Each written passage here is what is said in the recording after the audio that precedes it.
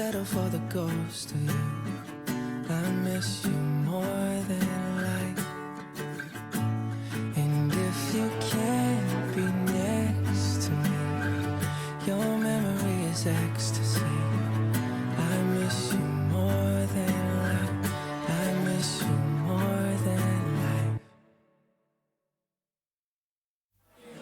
1, 2, 3, 4.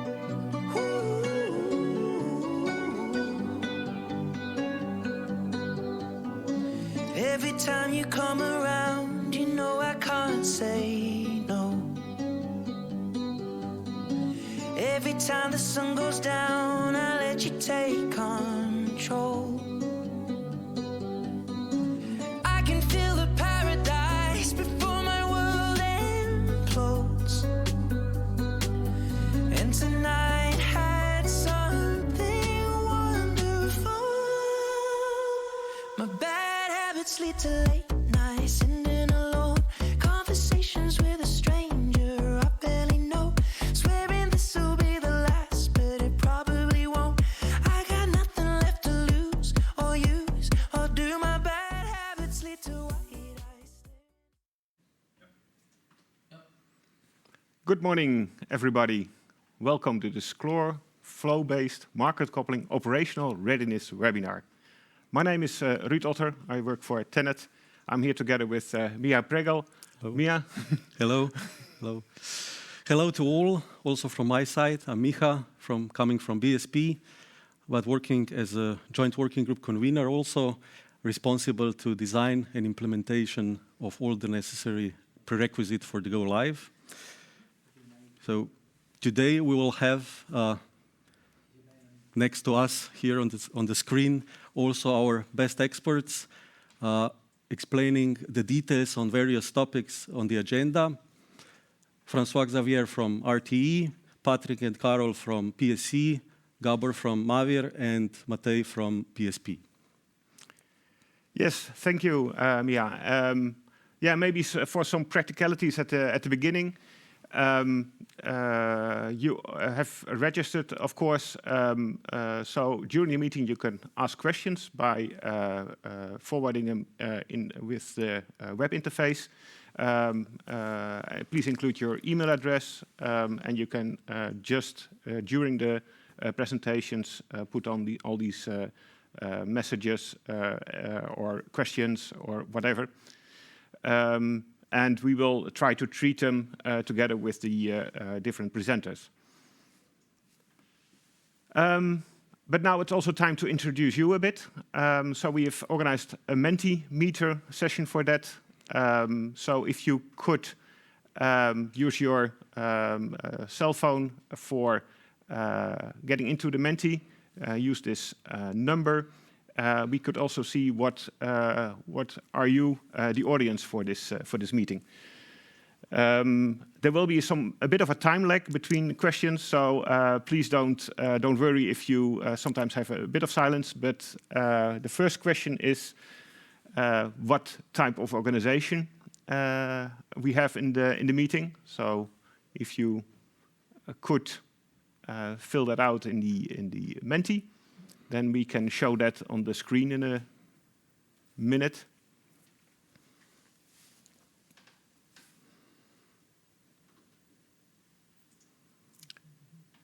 Here it should emerge, the inputs. Like I said, there's a bit of a time lag, so don't worry if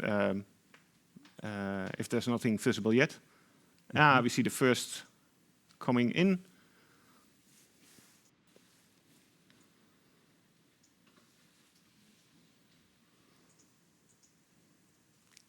So it's I can also already see, Mia, that we have obviously energy companies as the main audience here. Yeah, I hope so that it will be the case, because the webinar, nevertheless, for all the stakeholders, will be dealing with operational details today.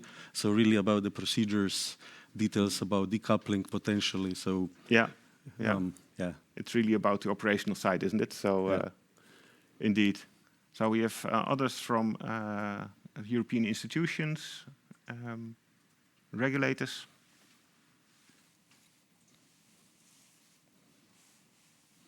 But yes, the majority is indeed the energy companies. Indeed. Shall we go to the next question?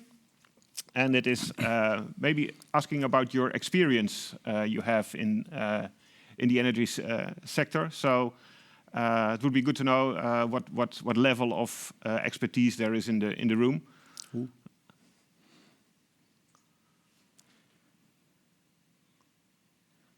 We can see quite some experience coming in, I see.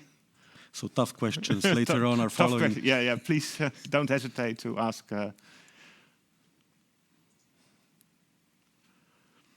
Yeah, indeed. That's a lot of people, more than 10 years experience.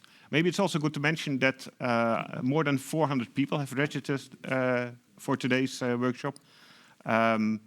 What we see is that you will enter into the meeting as of the beginning. So we already have more coming in, I see.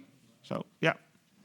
So it's also a mix. I see also less experienced people dialing in. So we maybe we should, if those less experienced people have questions about the usual things, because we going to concentrate on the things that change.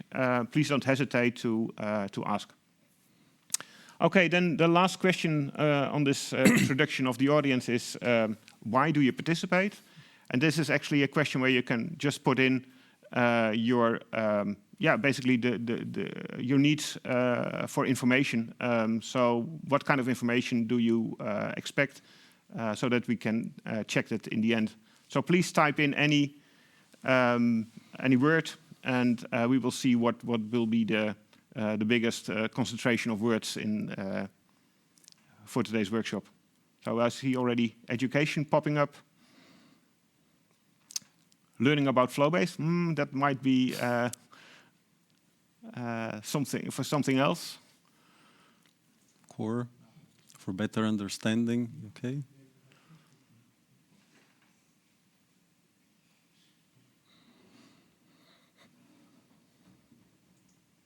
Educational, yeah.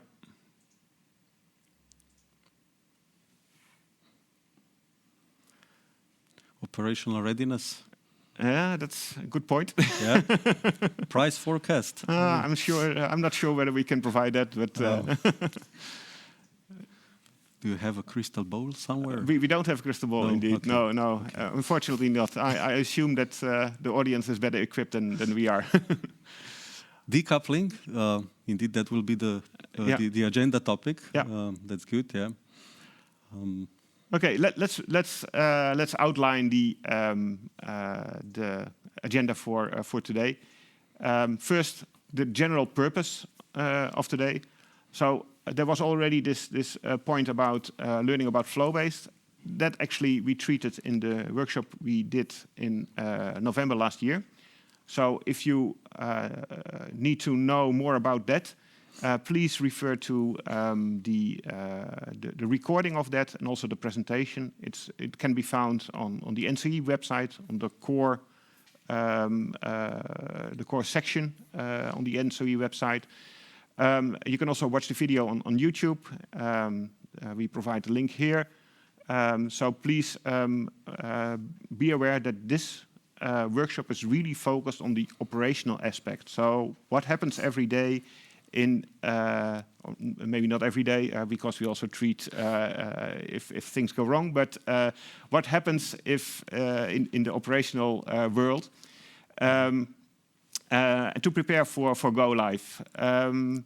So what is the impact when we introduce flow-based on the procedures, on what you have to do to submit your bids and to act on the exchange, and also place that in a bigger, broader context of the single day-ahead coupling project, because obviously the core project is part of this overall coupling project in Europe. So that also means that for more content questions, we would like to refer you to either the recording of last November's workshop or to next week, where we have a core consultancy group, where you can also submit, discuss more the technical topics. Okay, then let's go to the agenda. What in particularly have we planned for you? First of all, the main changes stemming from flow-based day-ahead market coupling. Actually, not too much changes, actually. We've really focused on what is changing. This is the first part is about a normal daily routine. The next is about the unfortunate situation what we could have a decoupling.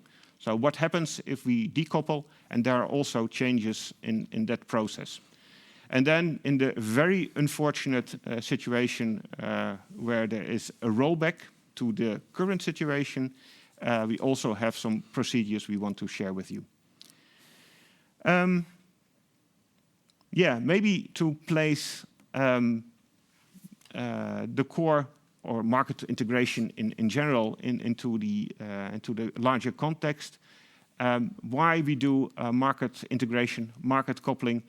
There are several reasons, but maybe a very important reason is that for the energy transition, this is really important. We have to balance supply and demand, more weather dependent in the whole system, and market integration lets you use the grid in a more efficient way. Obviously, there are also system reasons. With market coupling, you coordinate more, you optimize more on a regional level, so the system will be more robust, and it enhances, therefore, security of supply. But obviously, also very important, the market reasons. A large market will increase competition, it is more efficient, it reduces risks, and in the end, it increases overall welfare in the coupled region. So, Mia, I think it's now time to go to the project itself and explain a bit of where we are in the project at the moment. So the roadmap itself. The roadmap, indeed, yeah. Which will hopefully be ended quite soon, yeah. In a month. So a little bit on the roadmap and the path we took in the past few years. So we have started, as you know, several years ago, of course, with the market design.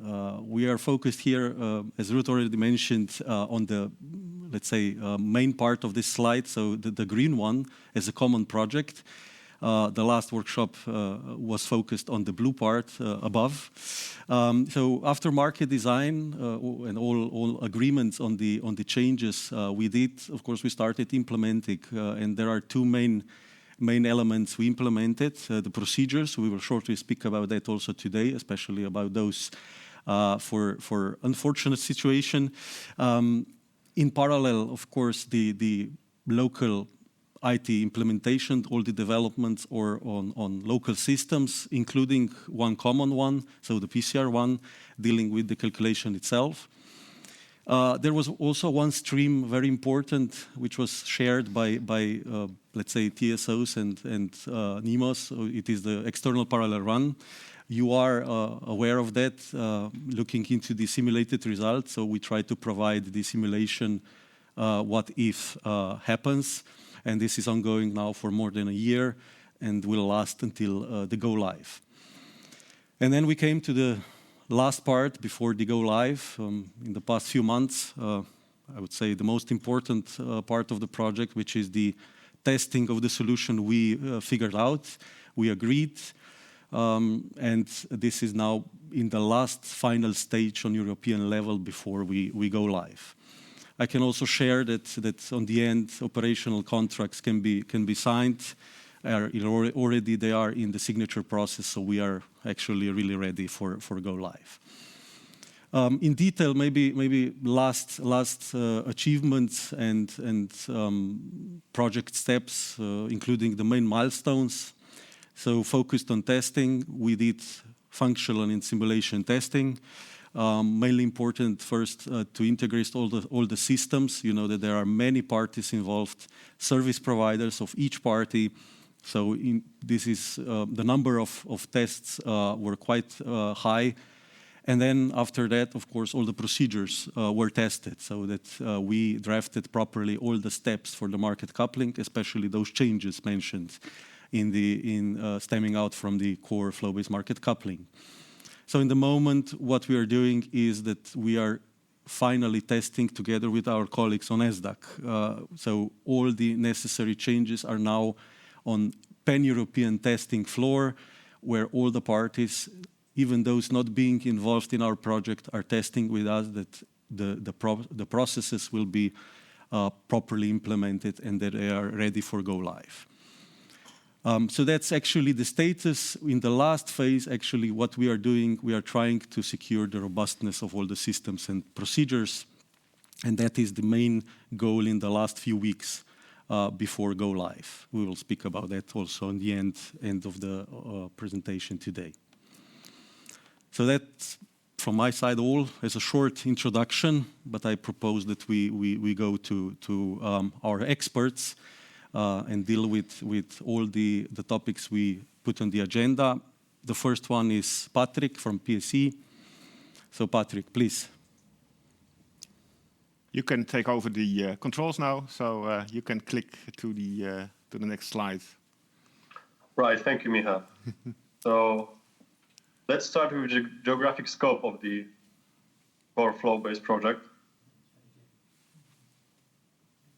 So as you can see in the picture, starting from France in the west, ending on Romania in the east, the core CCR combined countries of entire West, Central, and East Europe.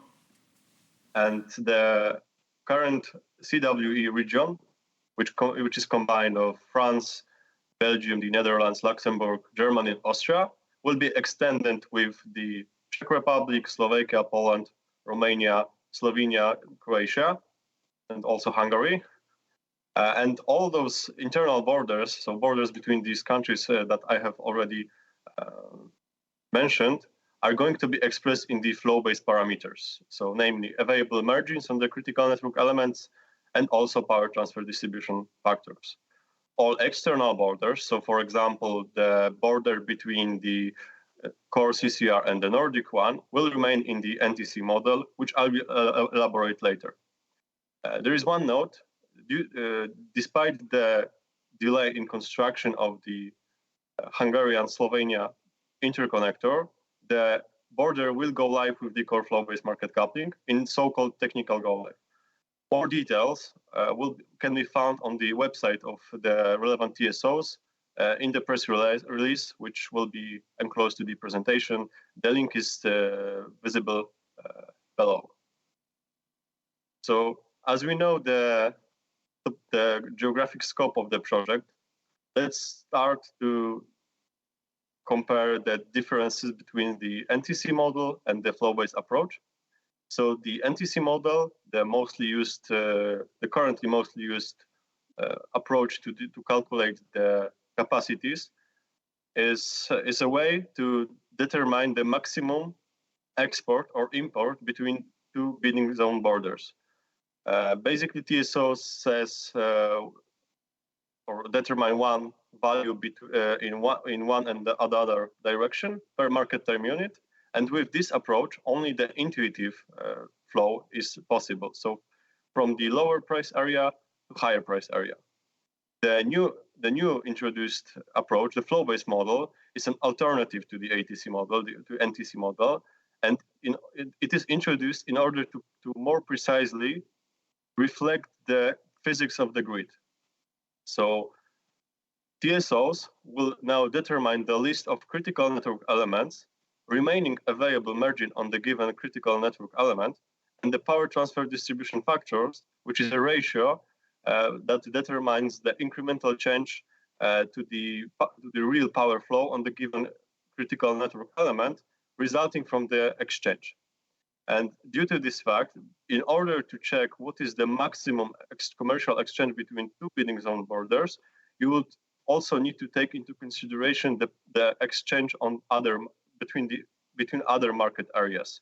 So basically, the maximum flow between two borders will also be a function of superposition of other areas. And there is a very interesting implication of this approach, because we may see also so-called non-intuitive flows occurring. So what is the non-intuitive? Non-intuitive is the flow which is from the higher price area to the lower price area. And it means basically that this counterintuitive, right? Because we are used to see that the low price area are going to export energy to the higher price areas. However, due to the fact that now we are going to use the remaining available margin power transfer distribution factors and also the critical network elements, the function which Euphemia will try to maximize the social welfare may be also performed by relieving the critical network elements with the counterintuitive commercial exchange between bidding zone borders. So if such a relief allows to exchange energy, leading to higher economic surplus, it will basically try to allocate such a trade. So in this example, in the simple example on the presentation, you can see that the topology combined with three bidding areas, bidding area A, C, and B, with one critical network element and remaining available margin, which is set to 125 megawatts.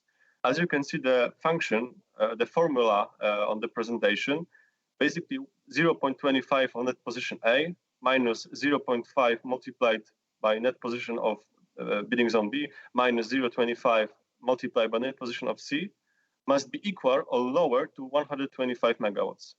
And as you can see in the picture, the 100 megawatt flow between bidding zone border B or between the bidding area B to bidding zone C, which is counterintuitive because it origins from 70 euro per megawatt hour area to 60 euro per megawatt hour area, will relieve the exchange, the possible exchange between A to C, where the market spread is higher, leading to the higher economic surplus for consumer and producers.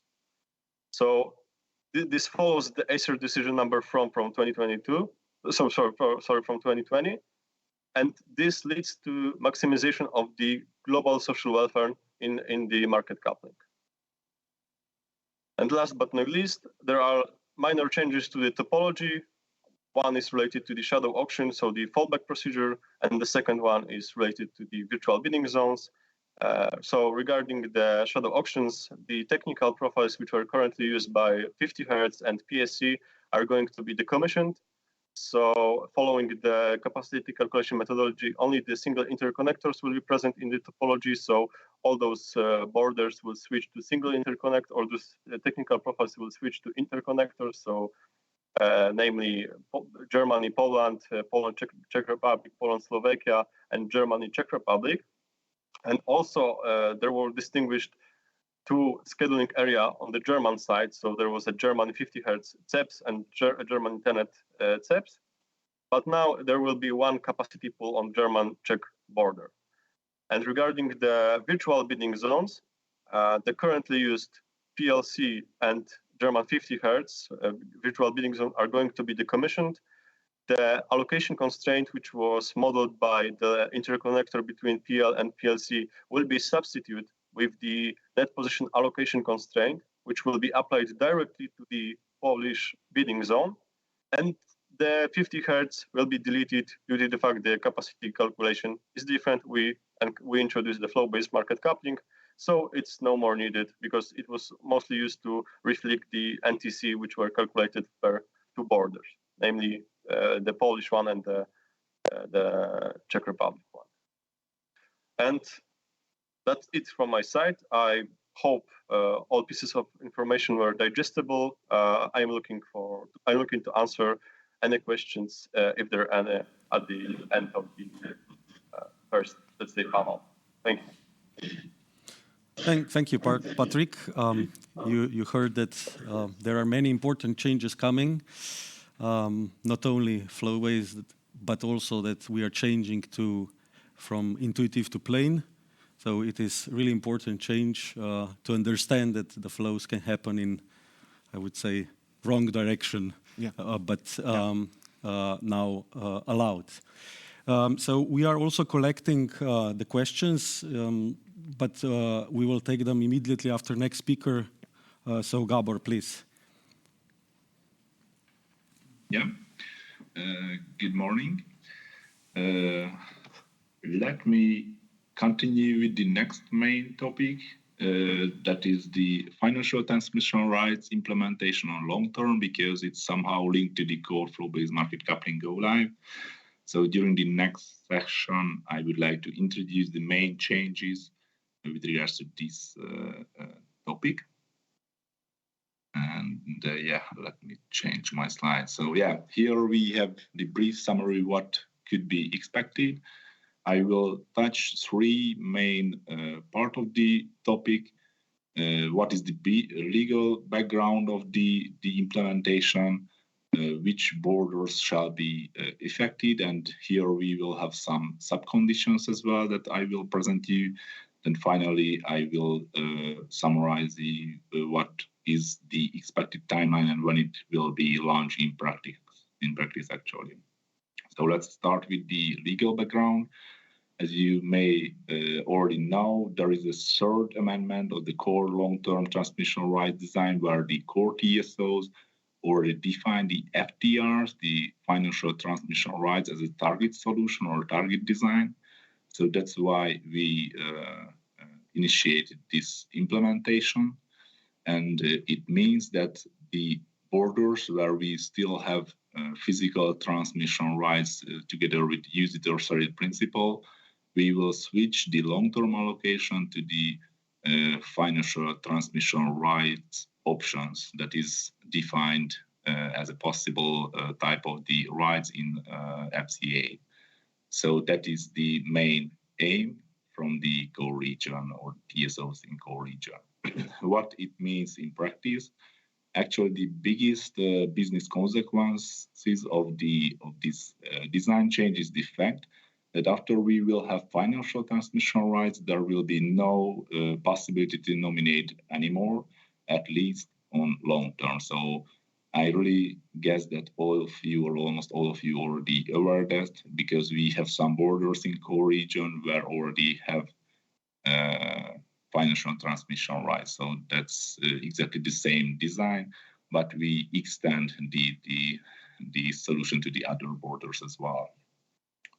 What is also really important and useful to be pointed out is the regulation of the settlement and remuneration of the FTRs.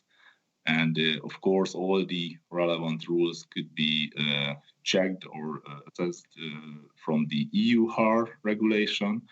And what is also really important, that there is no new rules or there is no any change due to the introduction of the core region or in the core region, the FTR. So there is no any new specialties because of this new wave of the financial transmission rights on the long-term level. So that's really important.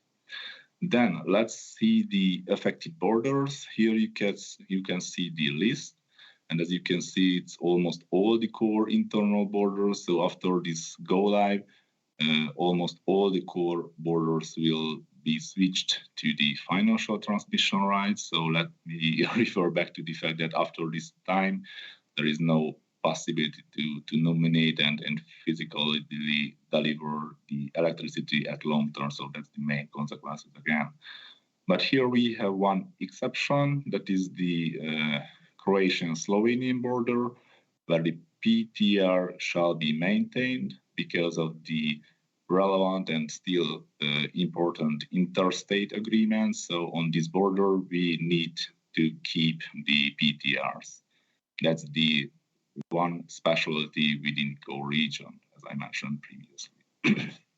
And we have one further special case, but it's only for the intermediate period.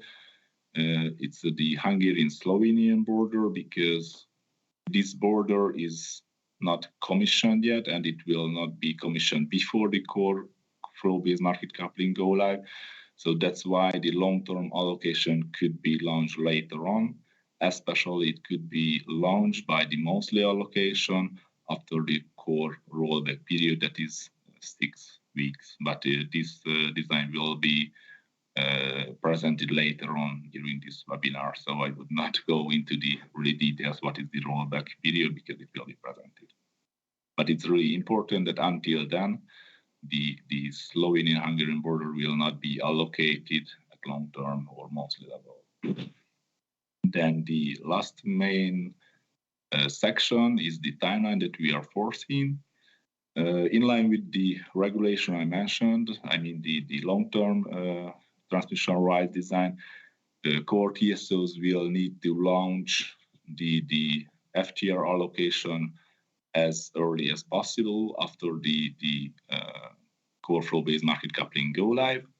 So it means, at least interview, that the first financial transmission rights allocation could be conducted in May for the delivery period of June. So that's the earliest time when we could launch this new allocation. And the platform, of course, still the SAP managed by JAO. So the single allocation platform is still the proper place to manage this. And yeah, here we have one further important design fact, actually, that is already experienced, for example, during the ICP implementation as well, that the already allocated PTRs, physical transmission rights, will not be switched to FTRs. So these rights that were already allocated could be nominated throughout the whole period. So what was already allocated for 2022 could be still nominated throughout the whole year. And the first yearly FTR allocation shall be conducted for the delivery period of 2023, so actually for the next year. In nutshell, these were the main aspects and design changes with regards to the long-term rights that belongs, or at least refers to the day-ahead part as well. And here I would like to highlight one further useful information. As always, all the important conditions and parameters will be published on JAO website, especially via the relevant auction specification. So if you need some official information about any of the questions with regards to long-term rights and allocation, you should check the auction specification as always. So yeah, with regards to the FTR implementation, these were the main points. And yeah, that was what I wanted to present you in short term. But if you have any question right now, please raise it, or you could raise it later on as well, where we will have further Q&A sections. So thank you. Gabor, thank you. Before we go on, so after each set of presentation, we planned a short Q&A, but of course also in the end we can take the questions. There is a possibility to post some questions via the platform. You received the link via registration. So if you have anything to ask us, please ask. We'll try to answer directly through this webinar by ourselves with Ruth or our experts. If there is something which is too elaborative or related to other things, of course, we will treat also those questions later and will be available to all of you.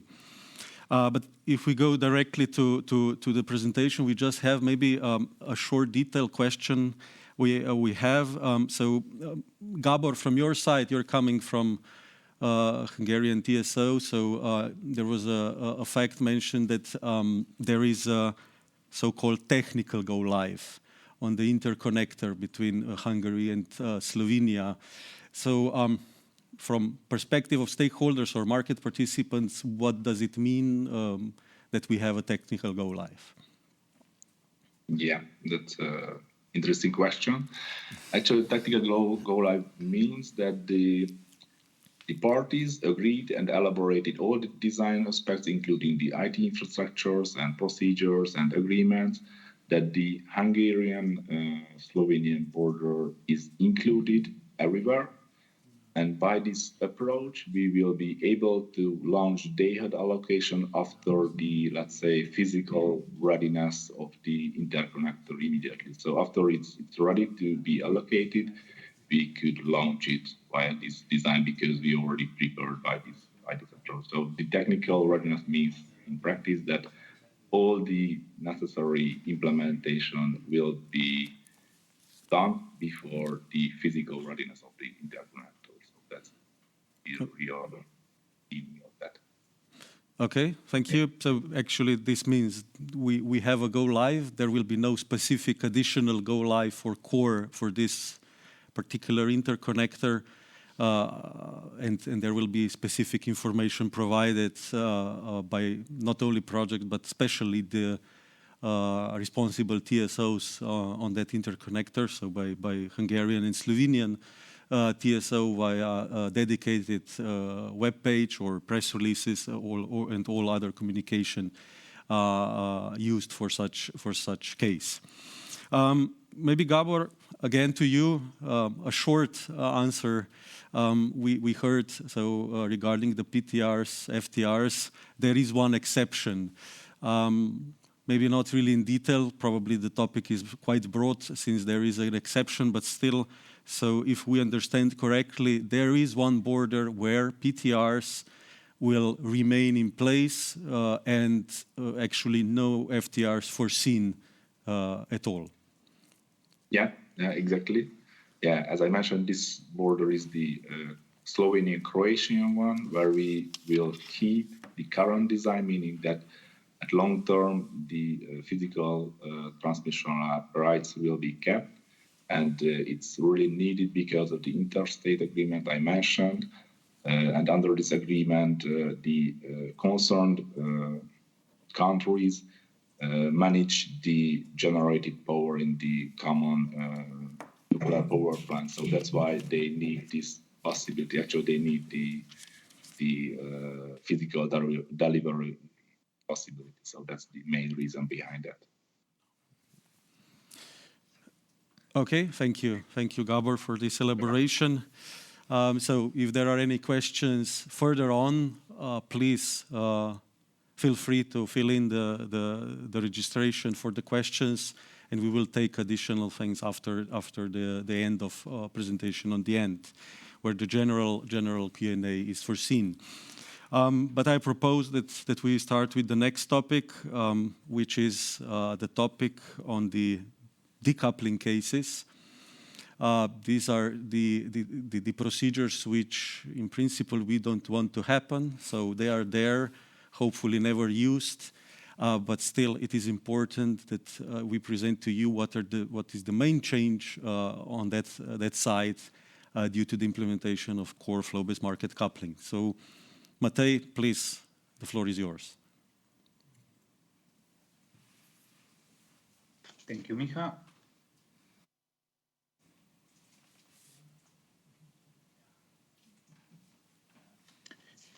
So hello, everybody.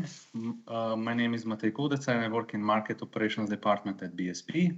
I will present an overview of processes related to capacity update during active market coupling session in case of partial decoupling of a single bidding zone. So the capacity is updated in two cases. First is if a NEMO in a non-M&A area or all NEMOs in M&A area cannot share its order book due to the technical difficulties. Practically, this situation would occur, for example, if BSP as a Slovenian NEMO couldn't share its order book because in Slovenia we have only one NEMO. The second case where capacity would be updated is connected to the partial decoupling of Polish bidding zone in case of missing Polish allocation constraints. In these cases, the core TSOs will update the capacity for core internal borders during the market coupling session by replacing flow-based capacity data with zero flow-based parameters and set cross-zonal capacities for the decoupled bidding zones to zero. Shadow auctions on those core internal borders would be also organized. The remaining coupled core internal borders will have the same cross-zonal capacity values as potential shadow auctions, which is best explained in the picture below. So on the left side, you see orange rectangle, which represents core bidding zones. The green squares represents the bidding zones without any issues, and the red one represents a bidding zone where a single NEMO or more NEMOs couldn't provide its order book. At a certain moment in time, the bidding zone is being decoupled, as you see it crossed, and the shadow auctions are organized on those borders. The outcome is seen on the right side, so you can see how the shadow auctions are organized and how the coupling continues. For all the described cases, NEMOs will send relevant market messages that fully describe which bidding zone is decoupled, if the capacity will be updated, and in which form the fallback solution will be in place. So on the next slide, please see the timeline related to both cases where capacity is being updated. So on the left side, we have missing Polish allocation constraints, and on the right side, we have missing order book data cases. So we will check the missing Polish allocation constraints. Market participant will be notified if there will be issues at 11:15 by receiving information from the NEMOs and JAWA.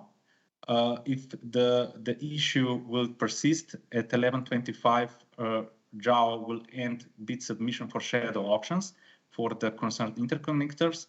And by 11:30, which is the deadline for receiving the Polish allocation constraints, if there will be no solution in place, we would decouple the border. And JAWA afterwards will send you the shadow auction results for these concerned interconnectors.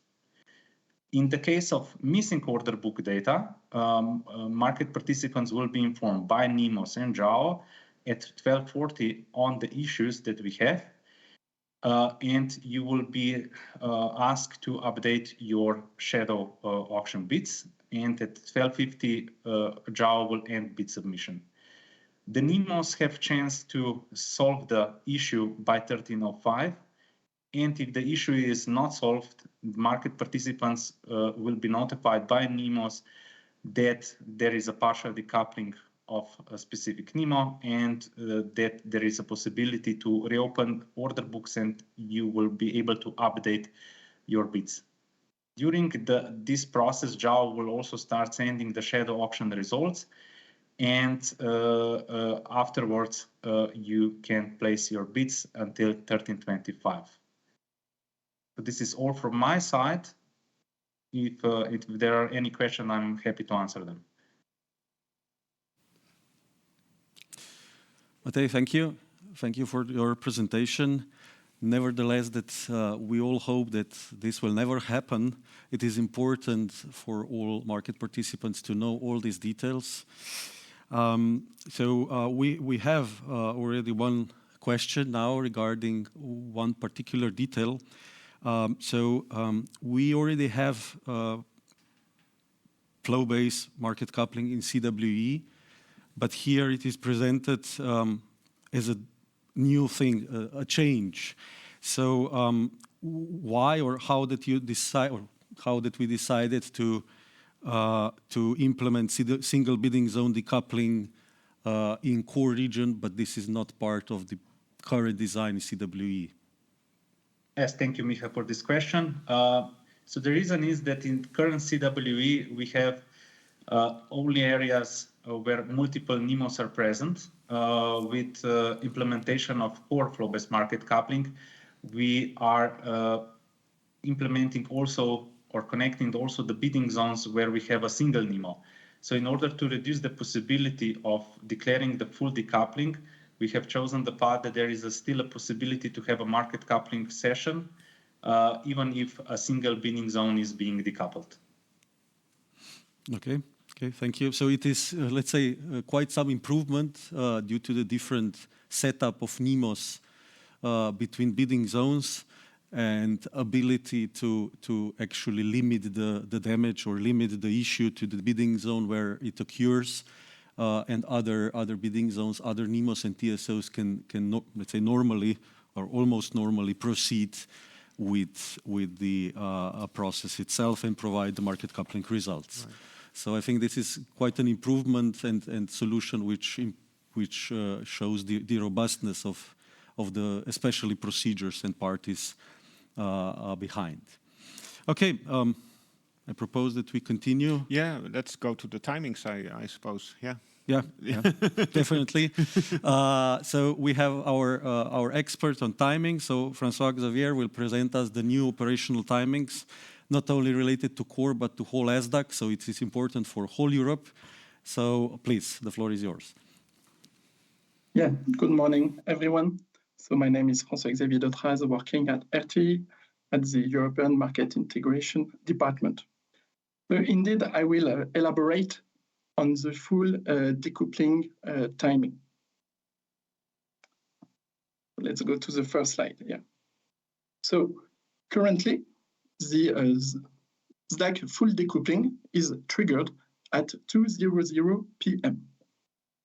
And this is set to this timing, so 2:00 p.m., in order to allow the organization, after this triggering, of the first local auction and possibly of a second local auction in case some extreme prices are reached in some specific bidding zones, being today the current CWE bidding zones or Hungary. So the idea of SDAC TSOs and NEMOs is to continuously improve and upgrade the operational process of market coupling. And jointly, we have identified that it will be very beneficial for market parties and for the whole energy community to withdraw this second local auction process in case of full decoupling. So I insist and I repeat myself about this second local auction in case of full decoupling, because you will see that this detail is important for the next slide and for the whole impact on the market coupling. So by removing this second local auction process in case of full decoupling, it will release 20 minutes. And those 20 minutes, so NEMOs and TSOs, we think that it will be much more efficient to allocate this time in order to prevent any bidding zone decoupling, as it was presented in the presentation before, or to also avoid any full decoupling of the European market. So by performing this removal of the second local auction in case of full decoupling, so it would allow to shift by 20 minutes any partial or full decoupling deadline. So you see that what we will implement is that the new full decoupling trigger will be at 2:20 p.m. instead of 2:00 p.m.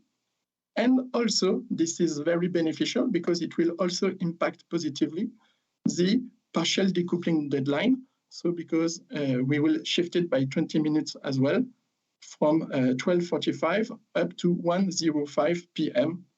into the processes. The other reason for removing this second local auction in case of full decoupling is that it has never been implemented. So when we face some issues, some decoupling, there was never the need to implement this second local auction because the prices thresholds were not reached. So that's why we think that based on the historical data and based also on the future gains to allocate 20 minutes to avoid any decoupling, we think that it will be very much beneficial for market parties and energy community in general. So now I will explain you into the next slide. Yeah, that this second local auction, as I told you, is removed for the full decoupling, but not for a partial decoupling.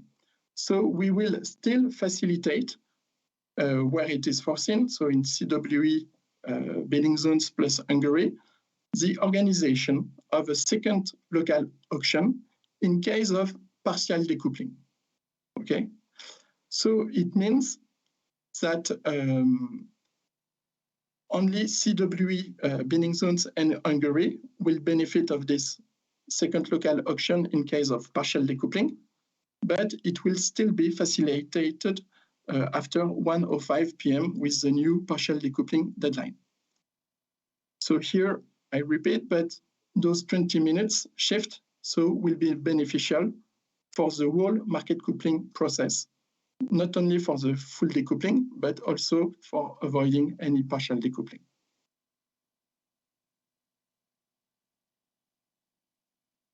So it will be implemented with the core flow-based go-live.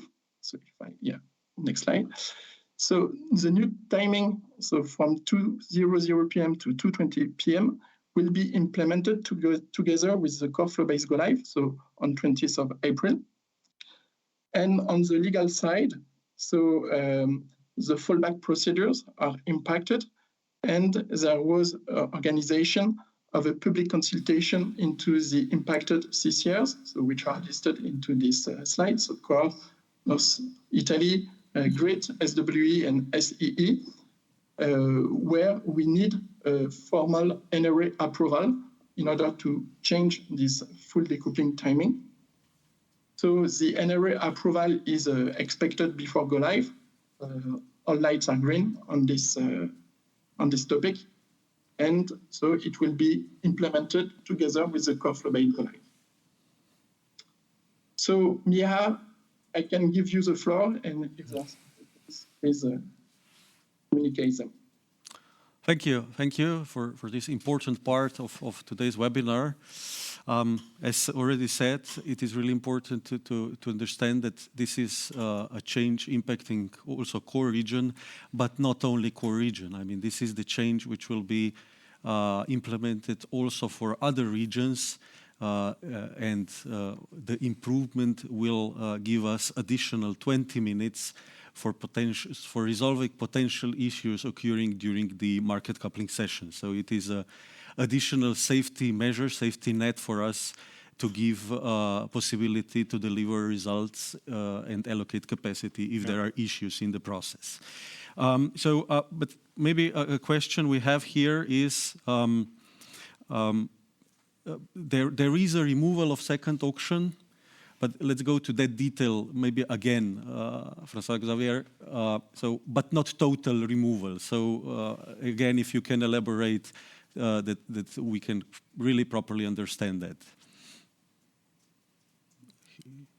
I'm afraid you're on mute. Yes, excuse me. Yes, so I do it again. So the second local auction is removed only in case of full decoupling, and the impact is limited to the bidding zones which benefited from this setting, which are currently so the CWE bidding zones. But the impact, the benefit, indeed, is global for the whole market coupling community. And indeed, this second local auction will still be facilitated, so still for those same bidding zones, so CWE bidding zones plus Hungary, in case of partial decoupling, because today it's already foreseen and it will be continued. It will be facilitated still when core flow-based will go live to have this second local auction in case of partial decoupling. But only in case of full stack decoupling, it will be removed and with. Thank you. Is it Clear enough? Yeah, thank you. I think it is important that we really clarify that particular point in detail. So thank you again. Yeah, maybe it's also good to mention that we are also receiving questions on the content side, so on the capacity calculation and the publication tool. I'm afraid we cannot answer these questions here because we don't have the experts here in the room or in the virtual world. Please submit your questions about these kind of things in the Q&A on the JAO website, because there they will be treated and you get the answer you need. Yeah. Okay. So let's continue. There is a last topic on the agenda today. So the organization of rollback in core. We have with us Karol. So Karol, please, let's start with this last topic. Good morning. So first, to begin with, what is actually core rollback? A core rollback is a process of switching back to pre-core systems and procedures after core flow-based market coupling went live. So it means that we will revert everything that was implemented with this project back. Why do we implement the core rollback? Core flow-based market coupling is a major change in SDAC. It includes multiple technical procedural novelties. We have already heard that during the presentations of my colleagues. And even though we have tested all the systems thoroughly, we still decided to have a safety buffer in case of failure after switching to new systems and procedures. So it is just a safety measure, an additional safety measure.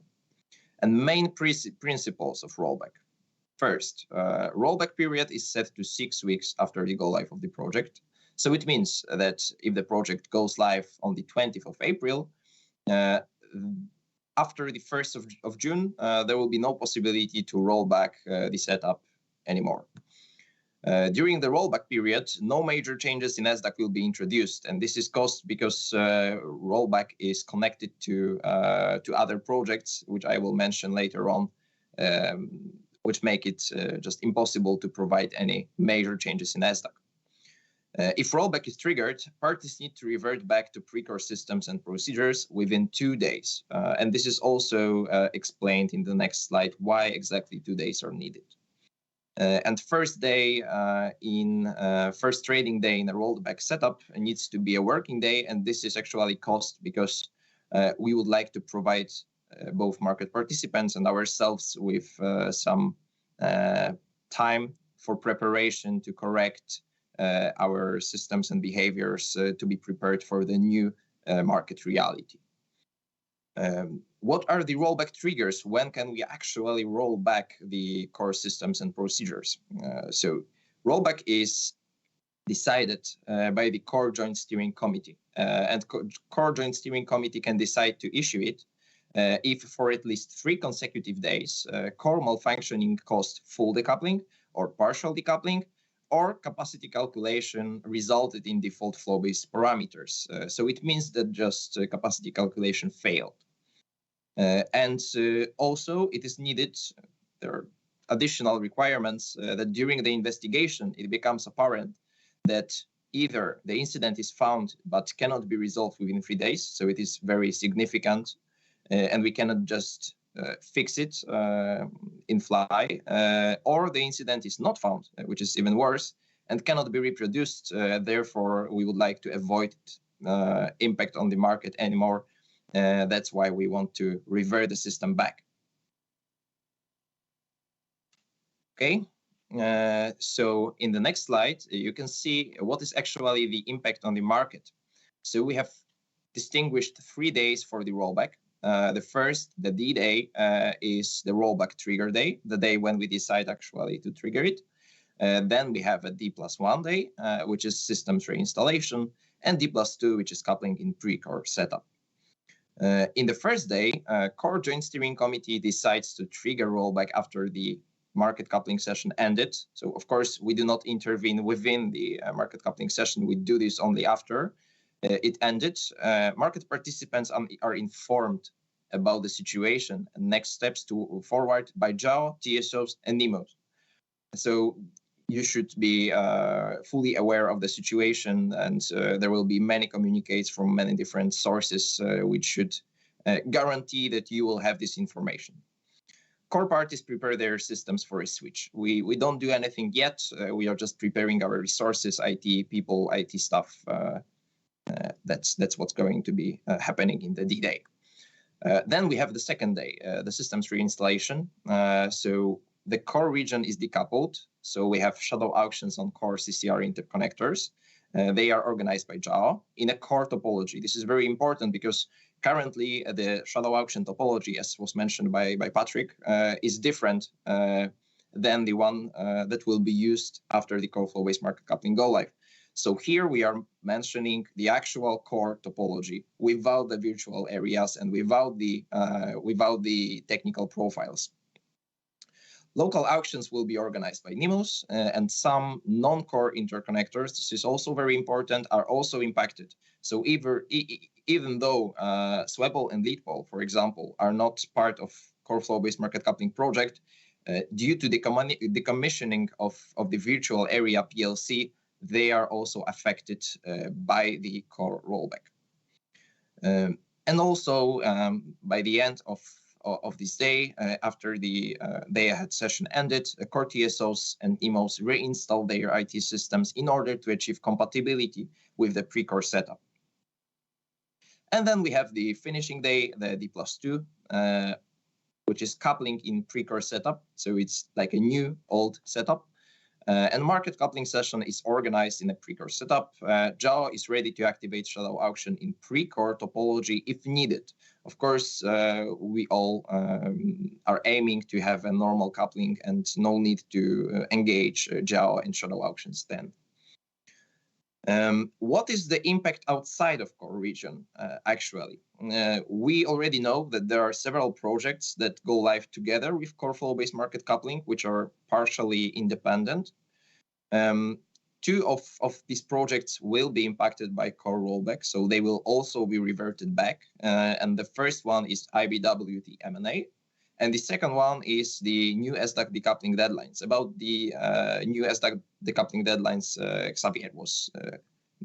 Francois Xavier was actually talking before me.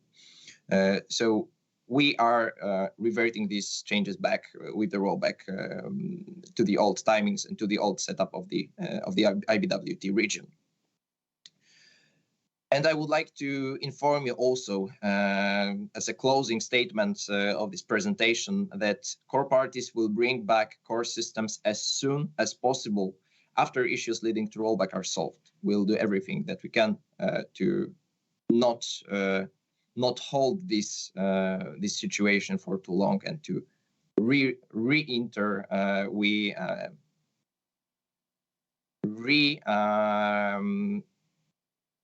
rerun the core flow-based market coupling.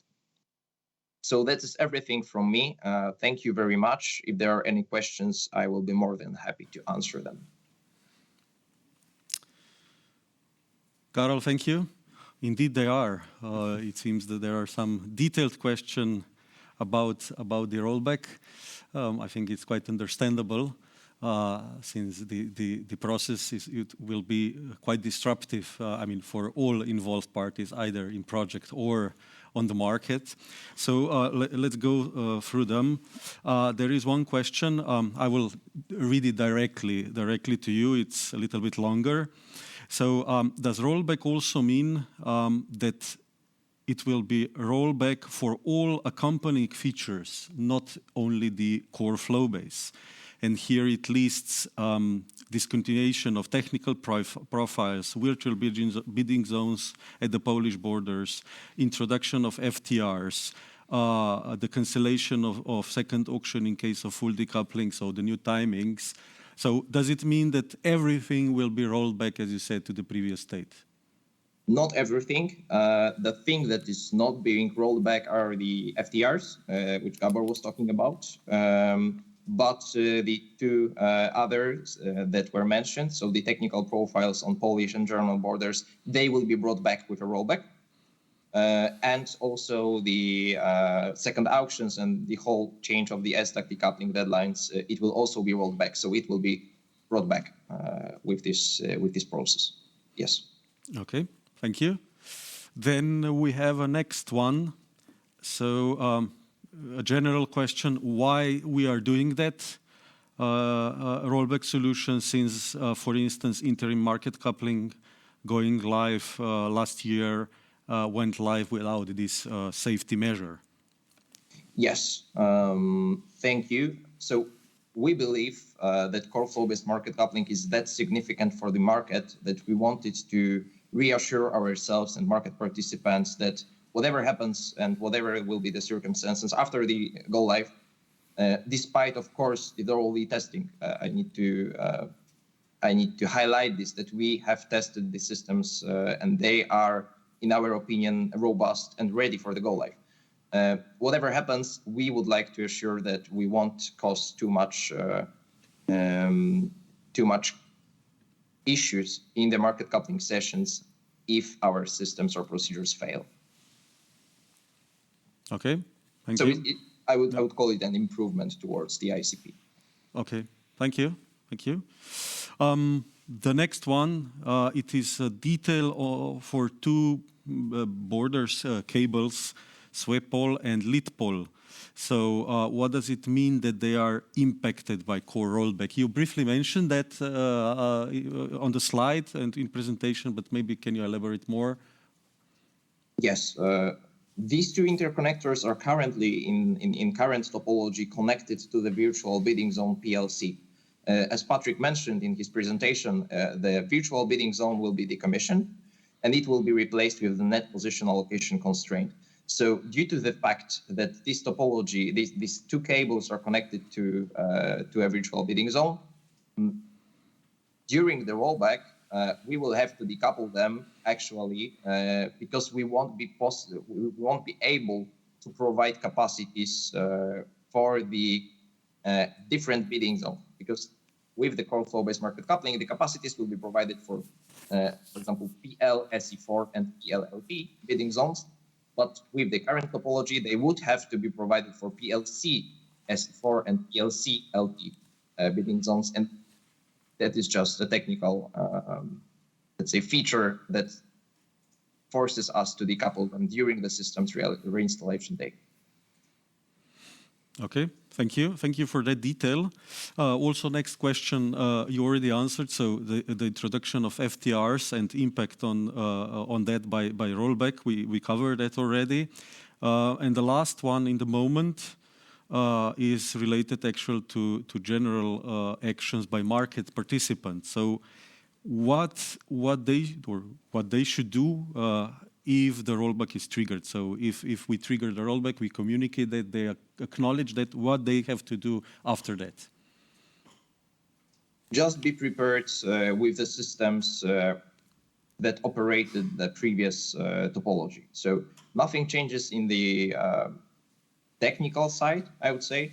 The only change is that topology will be different. So the bits, the bits are actually even also provided the same way, but the prognosis of the prices may be based on the capacities, and these capacities will be provided in different format, right? So for the different topology, and that's what market participants should take into consideration if the rollback will be decided to be triggered, to just reuse their old systems to estimate what will be the positions of bidding zones and what are the capacities.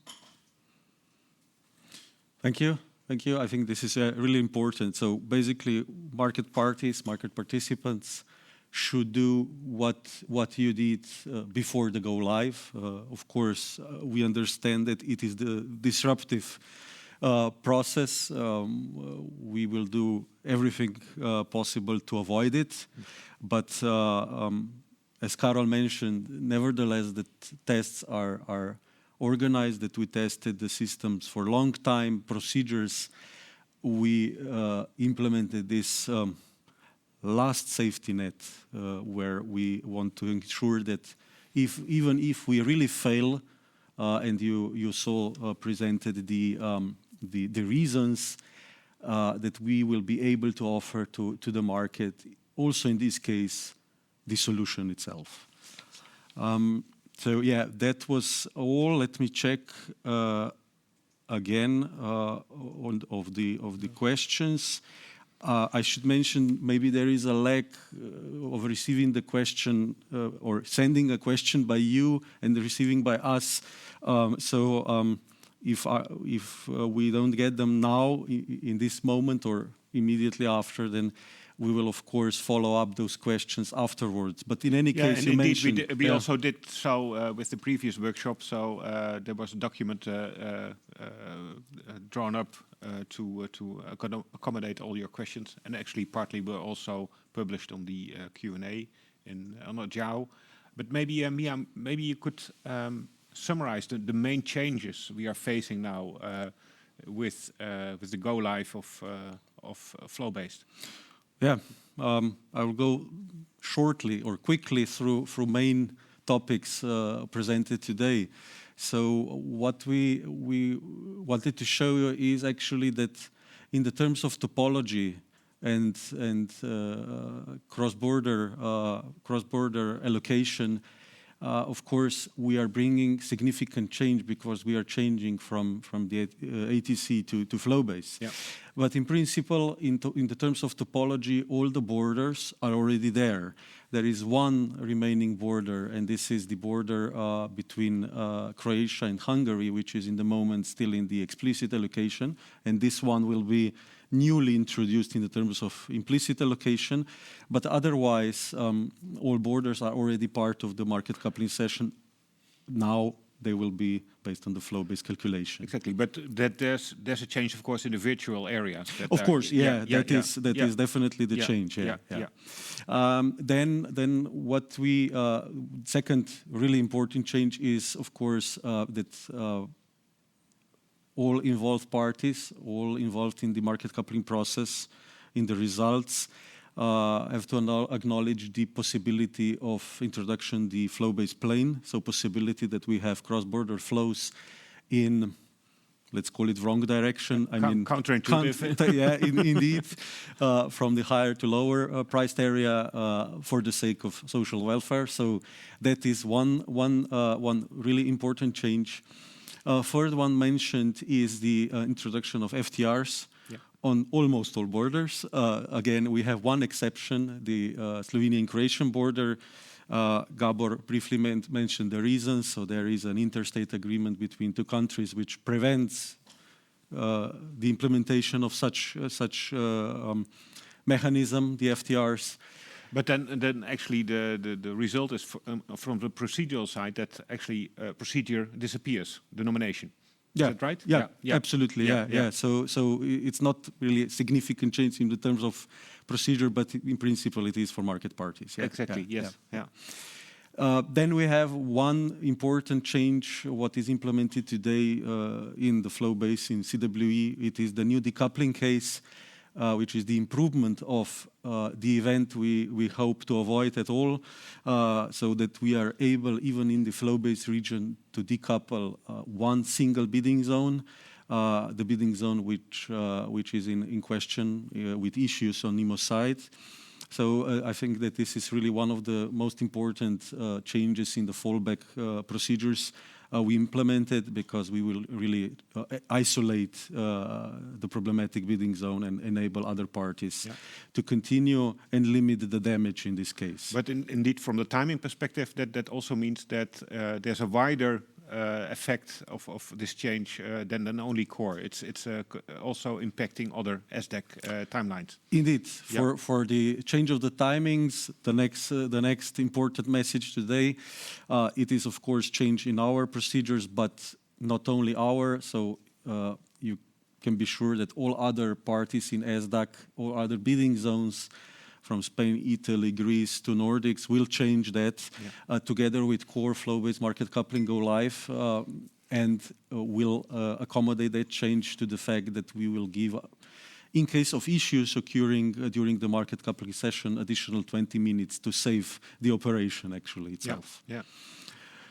And last but not least, getting back to Karol, so the change we implemented, or the procedure we implemented, the rollback, again, something we really want to avoid, but still it is additional measure, additional safety net that even in this case that we fail, and this will be a total failure actually, we will be able to offer after a few days to market again the solution which is in place today or before go live.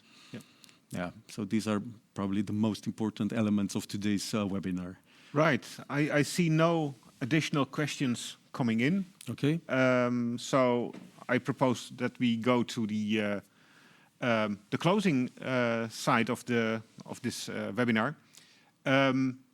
Maybe it's good to mention here that there's apart from this information on the operational changes, there's information provided to market participants. It's good to mention that there's this core consultative group, and you can any party can register for that by sending an email to the PMO of the core project. You see the email address here. There's also a dedicated section on the ENTSO-E website to core. And it's good to mention that today's workshop will be uploaded there, I suppose in 2 weeks' time, because we have to also edit the recording. And also the presentations will be available on that website. So please have a look in the next days if this already is uploaded. Then there's obviously the ENTSO-E newsletter that would be of interest. And from an operational point of view, it's very important to have the Q&A forum on the JAO website. Here you can actually ask any technical or process-related question, and it will be forwarded to experts that really can answer those questions. So please don't hesitate to use that for all your questions. Then, yeah, it's maybe it's a good idea to also check whether you appreciated what we did today. So we would like to start a new Mentimeter session with a short evaluation, so that everybody also can see this evaluation. So please take some time to again approach the Mentimeter with the questions that are in there.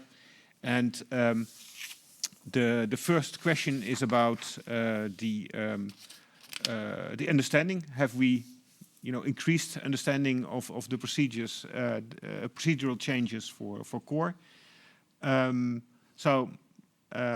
Yeah, please go ahead and submit your votes or opinions there.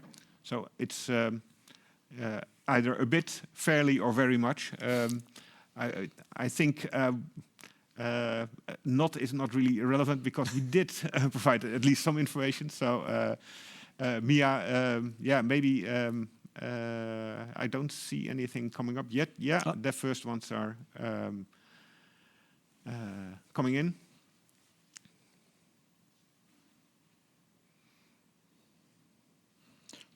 Well, I think we can improve there a bit. It would be. It's good to see this, and maybe this is a topic then for next week's core consultative group. Indeed. To check what we have missed. So. Yeah. Maybe questions will be received afterwards, or yeah. we can ask maybe now participants. We have votes probably nicely distributed as it should be, between a bit, fairly, and very much. Thank you for very much, but also to capture those who missed something, voting for a bit or fairly. Yeah. So what did we miss? Is it us personally? I mean, that we didn't present properly, or there is a specific topic? There are many of you here, different backgrounds, different companies, interests. So maybe well, maybe that's a good bridge to the next question actually in the Mentimeter. So what kind of topics did you miss? Okay. Maybe we should go there and see. You can type in any subject you would like for this operational workshop. So please go ahead and let us know what we forgot, basically. I see the publication tool indeed. Okay. This was a topic of the first workshop. But still, yeah. it needs attention, I suppose. Yeah. To encourage attendees, maybe if not now, somehow until next week, real calculations, data flows. Yeah. External parallel run. External parallel run. Yeah. Okay. By the way, there will be some figures presented in the core consultative group on the 29th of March. So I see a lot of issues about the publication tool. So we have to dig into that. And parallel run data. Yeah. Mentioned. Yeah. Maybe I see more practical examples from real life. If I now focus on procedures, this will be part of member tests. So in second week of April, member tests will be organized. So this will be the real life. I mean, real life. And the information for that actually will be issued today. Yeah. So there will be publication on JAO, giving you the details on the member test. Well, maybe we should go to the last question. That's the overall satisfaction of the webinar. So yeah, please, we would be interested to see your impression from that perspective. So like in school, we are waiting for the grade. For the grades, yes.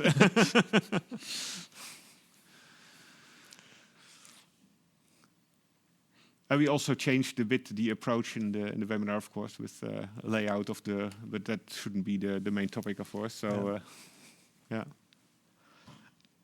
For me, it's like in school. I was somewhere around 3 and 4. So. Yes. Yeah. So it seems it continues. Well, it's improving a bit. Yeah. Please, the Mentimeter, by the way, will be open. So if you want to submit anything there, please also go ahead with that.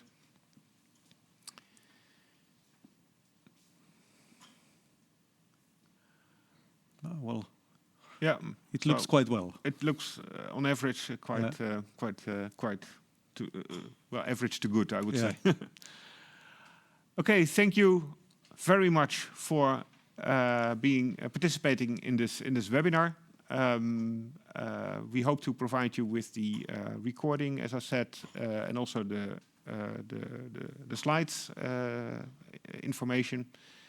And we thank you very much for also submitting questions, and hope that you all make flow-based market coupling a success in the future, because in the end, you are the market. You have to use the system. Thank you very much. Thank you. Bye-bye.